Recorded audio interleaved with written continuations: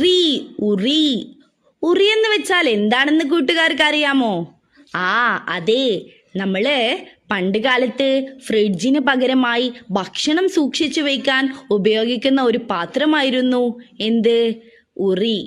2 മൺചട്ടികൾ കലം കെട്ടി തൂക്കിയിടുന്നതാണ്, അതിൽ ഭക്ഷണം സൂക്ഷിക്കുന്നതാണ് ഉറി.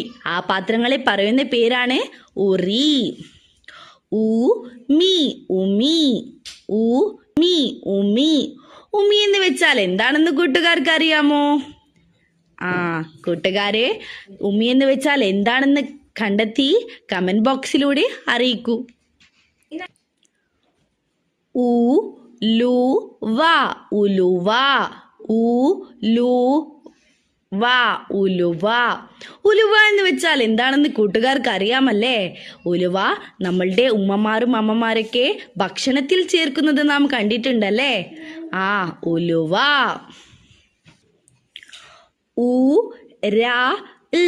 ഉരൽ. ഉരൽ എന്ന് വെച്ചാൽ എന്താണ്? ഉരൽ എന്ന് വെച്ചാൽ നമ്മൾ അരി പൊടിക്കാൻ ഉപയോഗിക്കുന്ന അരിയും മറ്റേ മുളകൊക്കെ പൊടിക്കാൻ ഉപയോഗിക്കുന്ന ഒരു പാത്രത്തെയാണ് നമ്മൾ എന്ത് പറയുന്നത്? ഉരൽ. കൂട്ടുകാരത് കാണാൻ സാധ്യതയില്ല, കാരണം പണ്ട് കാലത്താണ് അത് ഉപയോഗിച്ചിരിക്കുന്നത്. കൂട്ടുകാരെ, നിങ്ങളുടെ മുത്തശ്ശിയോടോ ഉമ്മയോടോ ഉരലെന്ന് വെച്ചാൽ നിങ്ങളുടെ വീട്ടിൽ ഉരലുണ്ടോ എന്ന് ചോദിക്കുക. അടുത്ത പദത്തിലേക്ക് കടന്നാലോ? ഉലക്ക ഉലക്ക ഉലക്ക ഉലക്ക.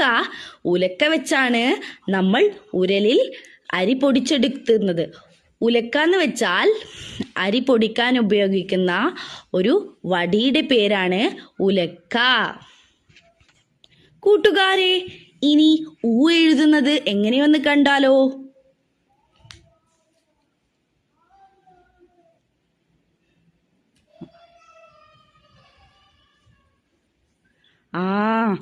ടീച്ചർ എഴുതുന്നത് പോലെ തന്നെ കൂട്ടുകാരും എഴുതുമല്ലോ.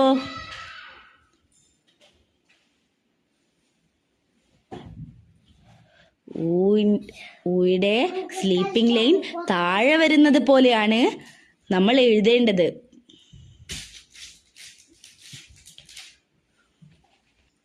കൂട്ടുകാർ എഴുതാൻ പഠിക്കുമല്ലോ. അപ്പോൾ ഇന്നേക്ക് ഇത്രയേ ഉള്ളൂ.